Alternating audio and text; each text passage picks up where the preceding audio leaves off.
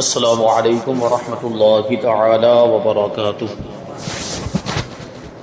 نحمده ونصلي ونسلم على رسوله الكريم اما بعد فاعوذ بالله من الشیطان الرجیم بسم اللہ الرحمن الرحیم ان اللہ وملائکته يصلون على النبی یا ایها الذین آمنوا صلوا علیہ وسلموا تسلیما اللهم صل على سيدنا ومولانا محمد معدن الجود والكرم وآله الكرام وابنه الكريم وبارك وسلم صلاة وسلاما عليك يا رسول الله صلی اللہ تعالی علیہ وسلم۔ دوسرے پارے کی ابتدا ہے، سورہ بقرہ کی آیت نمبر 142 کی تفسیر ہے۔ اللہ تبارک و تعالی ارشاد فرماتا ہے سَيَقُولُ السُّفَهَاءُ مِنَ النَّاسِ مَا وَلَّاهُمْ عَنْ قِبْلَتِهِمُ الَّتِي كَانُوا عَلَيْهَا قُلْ لِلَّهِ الْمَشْرِقُ وَالْمَغْرِبُ يَهْدِي مَن يَشَاءُ إِلَى صِرَاطٍ مُسْتَقِيمٍ۔ اب بے وقوف لوگ کہیں گے ان مسلمانوں کو ان کے اس قبلے سے کس نے پھیر دیا جس پر یہ پہلے تھے؟ تم فرما دو مشرق و مغرب سب اللہ ہی کا ہے، وہ جسے چاہتا ہے سیدھے راستے کی طرف ہدایت دیتا ہے۔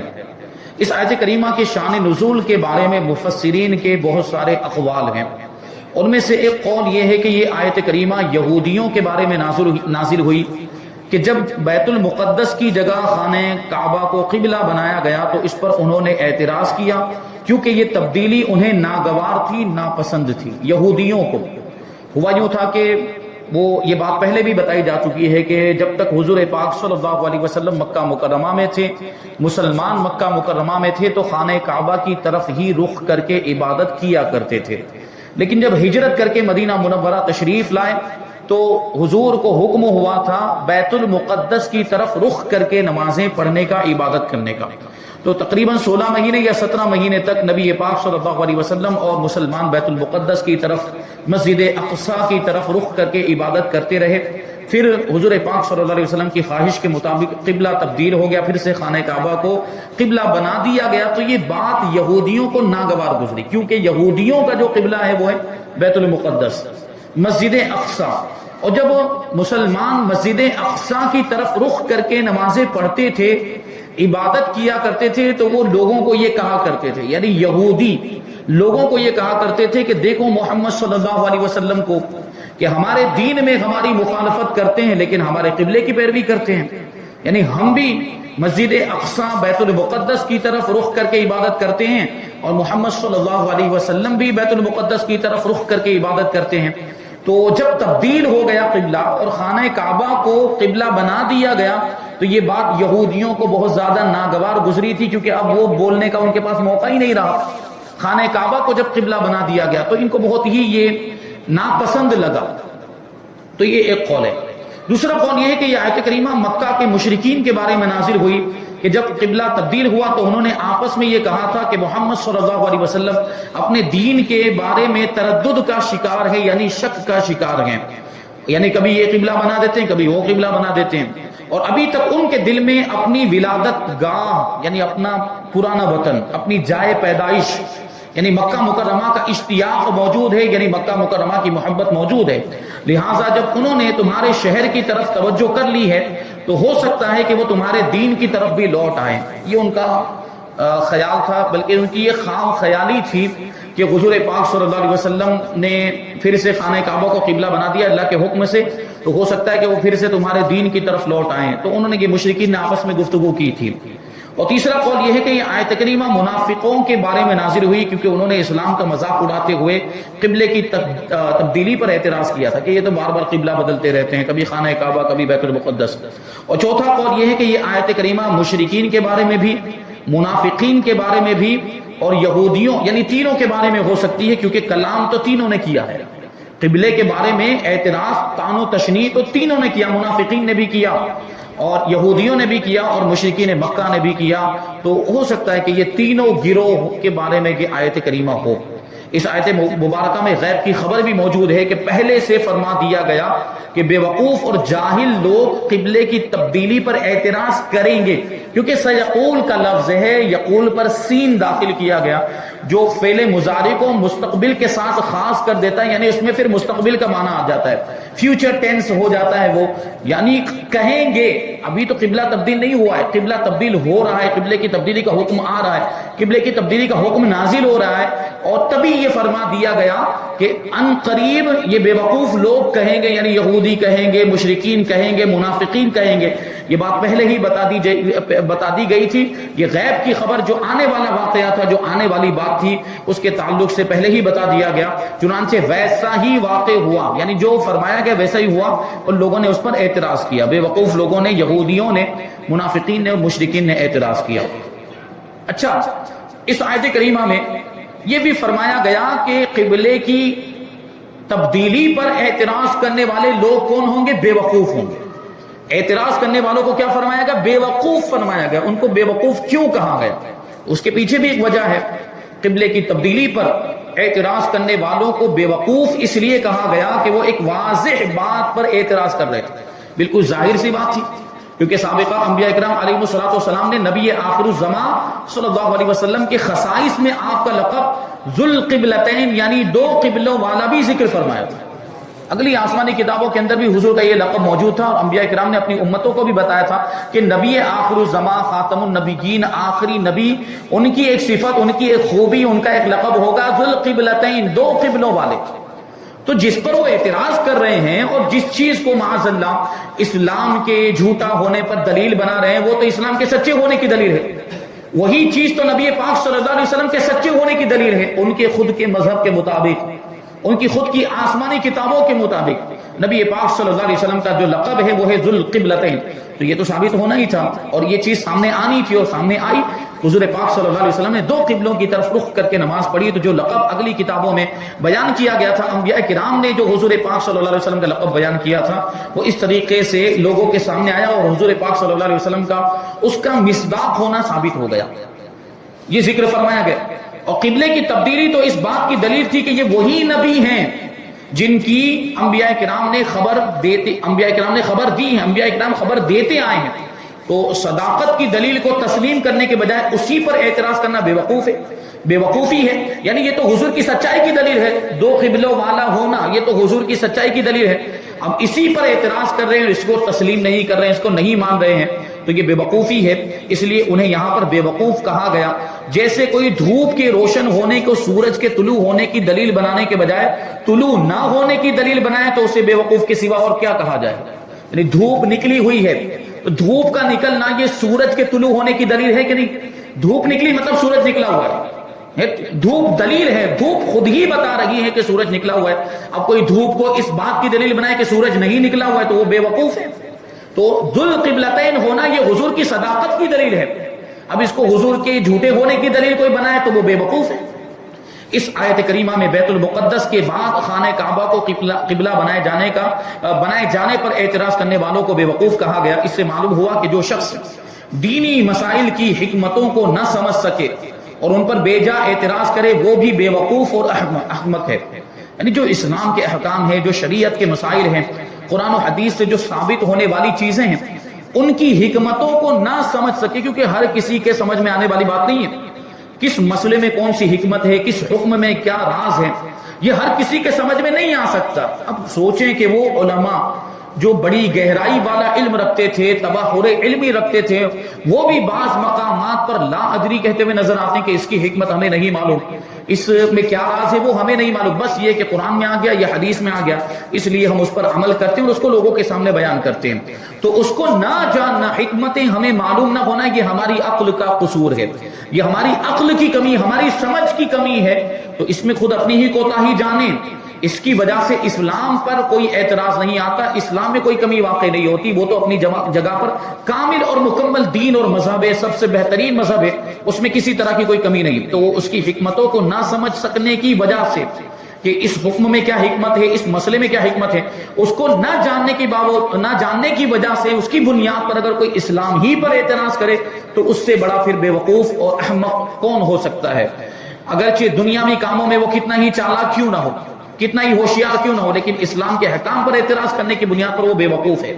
آج کل بھی ایسے بے وقوفوں کی کمی نہیں ہے، چنانچہ موجودہ دور میں بھی مسلمان کہلا کر شراب، سود، پردے، حیا، اسلامی نظام وراثت اور حدود اسلام پر اعتراضات کرنے والے لوگ موجود ہیں۔ اسلامی سزائیں جو مقرر کی گئی ہیں، حدود اسلام سے مراد اسلامی سزائیں، زنا کی یہ سزا ہے، قتل کی یہ سزا ہے، چوری کی یہ سزا ہے، جھوٹی تہمت لگانے کی یہ سزا جو مقرر کی گئی، اس پر بھی لوگ اعتراضات کرتے ہیں، اور ایسے لوگ آج بھی موجود ہیں۔ ایسے افراد قرآن مجید کے حکم کے مطابق بے وقوف ہیں۔ یعنی کیا ہوتا ہے، بہت سے ایسے آزاد خیال لوگ، روشن خیال لوگ اور تعلیم یافتہ دنیاوی اعتبار سے ایجوکیٹڈ لوگ ہیں، دنیا کی تعلیم حاصل کر لی، اب معاذ اللہ ان کو اپنا دین، اپنا مذہب کمزور لگنے لگ جاتا ہے، معاذ اللہ وہ اپنے ہی مذہب پر اعتراض کر رہے ہوتے ہیں۔ ابھی غیر اعتراض کرے، کوئی غیر مسلم اعتراض کرے، یہود و نصارہ میں سے کوئی اعتراض کرے، کوئی ہندو اعتراض کرے، تو وہ اتنی زیادہ تعجب کی بات نہیں ہے، کیونکہ وہ تو دشمن ہے، وہ تو اسلام کو مانتا ہی نہیں ہے، تو وہ تو اعتراض کرے گا ہی۔ لیکن مسلمان کہلانے والا جب اعتراض کرتا ہے تو یہ سب سے زیادہ تعجب خیز بات ہوتی ہے کہ مسلمان کہتا ہے اپنے آپ کو، اس کے باوجود اعتراض کر رہا ہے، تو پھر وہ مسلمان کہاں کا رہ گیا؟ اور جو اپنے مذہبی کو کمزور سمجھنے لگ جائے، جو اپنے مذہب کے احکام پر ہی اعتراض کرنے لگ جائے، مطلب یہ کہ ان کو نہیں مانتا، اسی لیے تو اعتراض کر رہا ہے۔ ایسے بے وقوف لوگ۔ اب علماء جب مسائل بیان کرتے ہیں، علماء کرام جب کوئی چیز اسلام کی یا شریعت کے مسائل لوگوں کے سامنے بیان کرتے ہیں، شریعت کے احکام لوگوں کے سامنے بیان کرتے ہیں، تو بہت سے لوگ یہ بھی جملہ کہتے ہوئے نظر آتے ہیں کہ علماء تو بہت ہی مشکل دین بتاتے ہیں، علماء تو بہت ہی مشکل اور بہت ہی دشوار والا مذہب بتاتے ہیں۔ تو بھائی آپ یہ اعتراض کر رہے ہیں تو سوچیں کہ یہ آپ کا اعتراض کہاں جا رہا ہے، کیونکہ علماء کرام اپنی طرف سے تو کچھ بتاتے نہیں ہیں، علماء کرام تو قرآن و حدیث کی باتیں بتاتے ہیں، جو مسائل شریعت کے قرآن و حدیث سے ثابت ہوتے ہیں، قرآن و حدیث سے مستنبط ہوتے ہیں، وہی تو بتاتے ہیں۔ اور اللہ تبارک و تعالیٰ کا دین کامل اور مکمل ہے، اور رب تبارک و تعالیٰ نے قرآن مجید میں ارشاد فرمایا لا یکلف اللہ نفسا الا وسعها، کہ اللہ تبارک و تعالیٰ کسی بھی جان پر اس کی طاقت سے زیادہ بوجھ ڈالتا ہی نہیں۔ تو شریعت نے، اسلام نے جو احکام ہمیں عطا فرمائے تو ہماری طاقت کے مطابق عطا فرمائے۔ نماز پڑھنے کا حکم دیا تو ہم نماز پڑھ سکتے ہیں، نماز پڑھنے کی ہمارے اندر طاقت ہے، اس لیے نماز پڑھنے کا حکم دیا۔ رمضان المبارک کے روزے رکھنے کا حکم دیا تو ہمارے اندر سال میں ایک مہینے کے روزے رکھنے کی طاقت ہے، اس لیے ہمیں حکم دیا، ہماری طاقت سے باہر کوئی چیز نہیں۔ جتنے بھی احکام، اب دیکھیں طاقت کا، استطاعت کا کتنا لحاظ کیا گیا اسلام کے اندر، آپ غور تو کریں، کیونکہ زکوٰۃ کی جب باری آتی ہے تو چونکہ زکوٰۃ کا تعلق مال سے ہوتا ہے، تو ہر مسلمان پر زکوٰۃ فرض نہیں کی گئی، جس کے اندر طاقت ہے، جس کے اندر استطاعت ہے، جو مالی کے نصاب ہے، اسی پر زکوٰۃ فرض کی گئی۔ طاقت سے زیادہ بوجھ نہیں ڈالا گیا ہے، استطاعت سے زیادہ بوجھ نہیں ڈالا گیا۔ اسی طرح آپ حج کو بھی دیکھ لیں، ہر مسلمان پر حج کرنا فرض نہیں ہے، جس کے اندر استطاعت ہے، جو وہاں جانے کی طاقت رکھتا ہے، واپس آنے کی طاقت رکھتا ہے، اور جو شرائط جس کے اندر پائے جاتے ہیں، اسی پر حج کو فرض کیا گیا، کیونکہ اسی کے اندر حج ادا کرنے کی طاقت ہے۔ تو طاقت سے زیادہ بوجھ نہیں ڈالا گیا۔ پھر یہ بے وقوف کو پتہ نہیں کیا ہو جاتا ہے ایسے لوگوں کو کہ اسلام پر اعتراض کرتے ہیں، تو ان کا اعتراض علماء پر نہیں ہوتا ہے، ان کا اعتراض قرآن پر ہوتا ہے، ان کا اعتراض حدیث پر ہوتا ہے۔ ان کو اپنے ایمان کی خیر منانی چاہیے، ان کا ایمان بہت کمزور ہو گیا، بلکہ بسا اوقات کچھ جملوں کی وجہ سے وہ دائرہ اسلام سے بھی باہر ہو جاتے ہیں اور اسلام سے خارج ہو جاتے ہیں، اعتراض کرنے کی وجہ سے، اللہ پر اعتراض کرنے کی وجہ سے، قرآن و حدیث پر اعتراض کرنے کی وجہ سے وہ اسلام سے باہر ہو جاتے ہیں۔ آپ دیکھیں اس طرح کے معاملات ہوتے ہیں۔ اور یہ بات میں بہت پیاری بات بیان کرنے جا رہا ہوں کہ ہماری جو شریعت ہے، شریعت محمدیہ صلی اللہ علیہ وسلم، اس میں دیکھیں لچک رکھی گئی ہے۔ اس میں کیسی لچک؟ کیونکہ یہ جو شریعت ہے یہ کسی خاص وقت کے لیے نہیں ہے، یہ کسی خاص دور کے لیے، یہ کسی خاص زمانے کے لیے نہیں ہے، کیونکہ یہ نبی آخر الزمان کی شریعت ہے، یہ آخری نبی کی شریعت ہے، یہ خاتم النبیین کی شریعت ہے، یہ شریعت قیامت تک چلنے والی ہے۔ تو اس شریعت کے اندر قیامت تک کے آنے والے لوگوں کے لیے مختلف مزاج کے لوگ ہوں گے، اور زمانے بدلیں گے، دور بدلیں گے، وقت بدلے گا، تو اس کی گنجائش ہونی چاہیے، ایسی لچک ہونی چاہیے کہ زمانے کے اعتبار سے وہ اپنے آپ کو تبدیل کر سکے۔ تو یہ شریعت، ہماری جو شریعت ہے اس میں ایسی لچک بھی رکھی گئی ہے کہ زمانے کے اعتبار سے اس میں تبدیلی ہو سکتی ہے، وقت بدلنے کے اعتبار سے، دور بدلنے کے، لوگوں کے حالات بدلنے کی وجہ سے، لوگوں کے حالات کی تبدیلی کے اعتبار سے اس میں تبدیلی آ سکتی ہے۔ کچھ تو بنیادی چیزیں ہیں، کچھ تو ایسی چیزیں جو مستحکم ہیں، کچھ چیزیں ایسی ہیں جو اپنی جگہ پہ اٹل ہیں، ان میں کوئی تبدیلی نہیں ہو سکتی۔ جیسے نمازوں کی رکعتوں کی تعداد، یہ ایک مثال دے رہا ہوں آپ، نمازوں کی رکعتوں کی تعداد یہ ایک ایسی اٹل چیز ہے. ابھی کوئی کہے کہ بھائی زمانہ بدل گیا, لوگوں میں بہت غفلت آ گئی ہے, لوگ نماز نہیں پڑھتے, نماز کے قریب نہیں آتے, تو 4 رکعت والی نماز کو 2 رکعت کر دیا جائے. یہ ہو سکتا ہے؟ یہ تبدیلی نہیں ہو سکتی. جہاں گنجائش ہے وہیں پر تبدیلی ہو سکتی ہے. جہاں شریعت نے گنجائش رکھی, شریعت نے حکم دیا, وہیں پر تبدیلی. یہ لچک بھی جو ہے وہ بھی اس کا ایک دائرہ ہے, اس کی بھی کچھ حد بندی ہے, اس کی بھی کچھ لمیٹیشن ہے. اسی میں رہتے ہوئے تبدیلی ہو سکتی ہے, اس کے باہر آدمی نہیں جا سکتا. اور یہ بھی جو اس کے اہل ہیں وہی بتا سکتے ہیں کہ کہاں تبدیلی ہو سکتی ہے. جو فقہائے کرام, جو مفتیان اعظام ہے, وہ بتائیں گے کہ کہاں تبدیل. آدمی اپنے اعتبار سے سوچے کہ یہاں تبدیلی ہونی چاہیے, کیونکہ عام انسان, عام مسلمان کی عقل, اس کا علم وہاں تک نہیں پہنچ سکتا جہاں تک علماء کا علم پہنچتا ہے, جہاں تک مفتیان کرام کا, مجتہدین امت کا جو علم پہنچتا ہے, ان کا اجتہاد وہاں پر پہنچاتا ہے. تو یہ 4 مذاہب اور 4 مسالک اسی طرح سے ہوئے ہیں. حنفی مذہب ہے, حنفی مسلک ہے, یا شافعی مسلک ہے, اور حنبلی مسلک ہے, یا دیکھیں تو مالکی مسلک, یہ اسی طرح سے ہوئے. تو یہ گنجائش رکھی گئی ہے اسلام کے اندر, کیونکہ اسلام قیامت تک کے لیے ہے. یہ مسلک ہونے میں بھی اور اختلاف ہونے میں بھی بڑی حکمت ہے. اسی لیے تو اللہ کے رسول صلی اللہ علیہ وسلم نے ارشاد فرمایا کہ میری امت کا اختلاف بھی رحمت ہے. میری امت کے مجتہدین, یہ اختلاف سے مراد مجتہدین کا اختلاف ہے, میری امت کے مجتہدین کا اختلاف بھی رحمت ہے. تو دیکھیں آپ کہ جن علاقوں کے لوگوں کے لیے جو مسلک آسان تھا, پھر ان لوگوں نے اس کو اختیار کر لیا, ان کے لیے آسانی ہو گئی کہ نہیں. ٹھیک ہے, شافعی مسلک جیسے کہ مصر وغیرہ میں جو عرب ممالک, بہت سے عرب ممالک ایسے ہیں جہاں پہ شافعی زیادہ پائے جاتے ہیں, اور ہندوستان میں حنفی زیادہ پائے جاتے ہیں. تو جو جیسا جس کو مناسب لگا اس نے اس مسلک کو اختیار کر لیا. تو اس میں آسانی ہو گئی کہ نہیں امت کے لوگوں کے لیے؟ یقیناً آسانی. تو یہ امت کا اختلاف بھی رحمت ہے, لیکن آج اس کو لوگوں نے زحمت بنایا ہوا ہے. جو دین کا اختلاف تھا, فروعی مسائل کا جو اختلاف تھا, فروعی مسائل کی ہم بات کرتے ہیں, عقائد کی بات نہیں کرتے. عقائد میں اختلاف اگر کوئی کرتا ہے اور قرآن و حدیث کے خلاف اگر کوئی عقیدہ اختیار کرتا ہے تو اس کو نہیں مانا جائے گا, اور وہ اس میں شامل نہیں. یہاں فروعی اختلاف کی بات چل رہی, مسائل کے اختلاف کی بات چل رہی ہے. مسائل میں اگر اختلاف ہوتا ہے, دلیل کی بنیاد پر سامنے والا اختلاف کرتا ہے, وہ صاحب رائے ہے, یعنی وہ مفتی ہے, مرجع فتاوی مفتی ہے, تو اس کو اختلاف کرنے کی گنجائش ہے. وہ فروعی مسائل میں اختلاف ہو سکتا ہے. تو ایسے اختلاف کو ذاتیات کا مسئلہ نہیں بنانا چاہیے.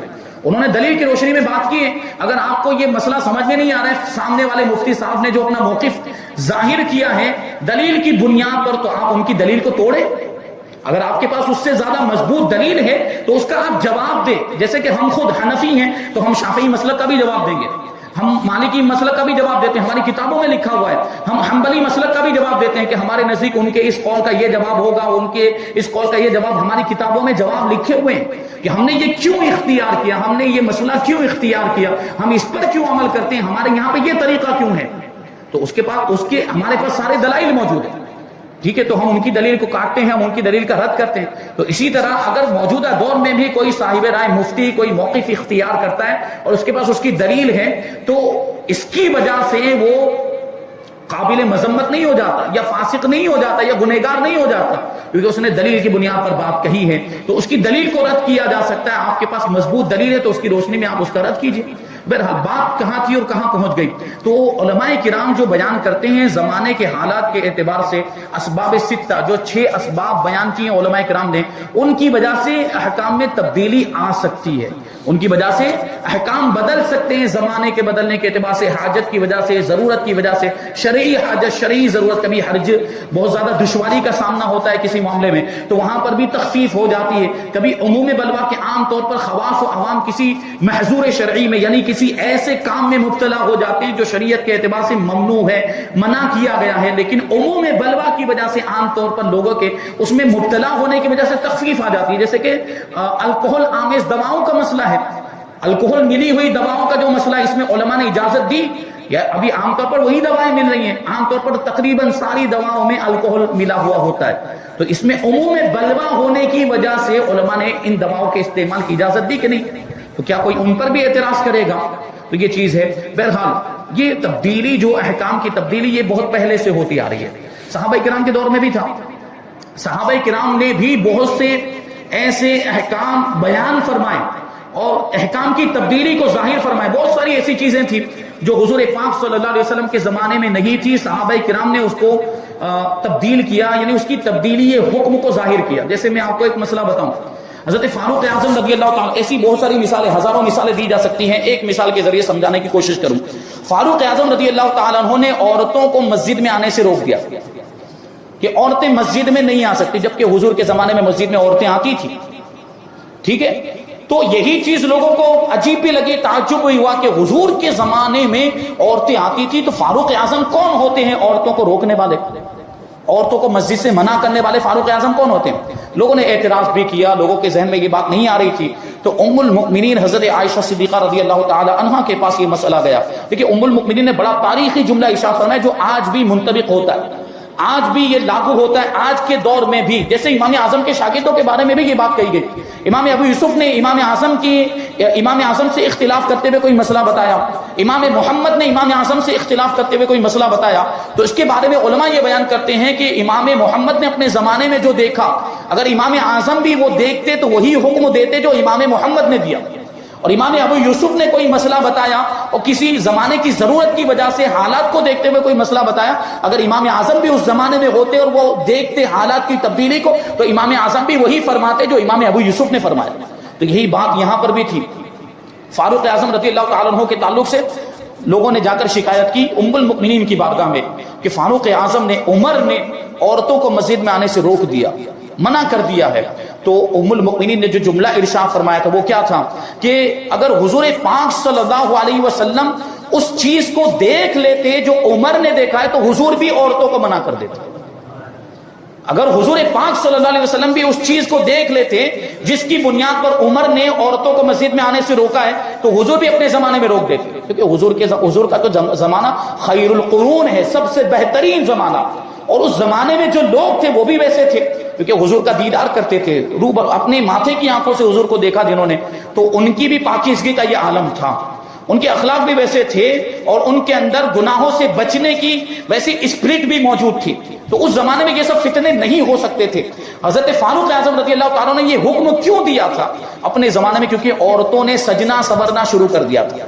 ابھی وہ اپنے گھر میں سجیں، اپنے محارم کے سامنے سجے، زینت اختیار کرے، کوئی مسئلہ نہیں، لیکن وہ زینت اختیار کر کے مسجدوں میں آنے لگ گئی تھی، وہ سج سور کے مسجدوں میں آنے لگ گئی تھی. تو فتنے کا اندیشہ تھا کہ نہیں تھا؟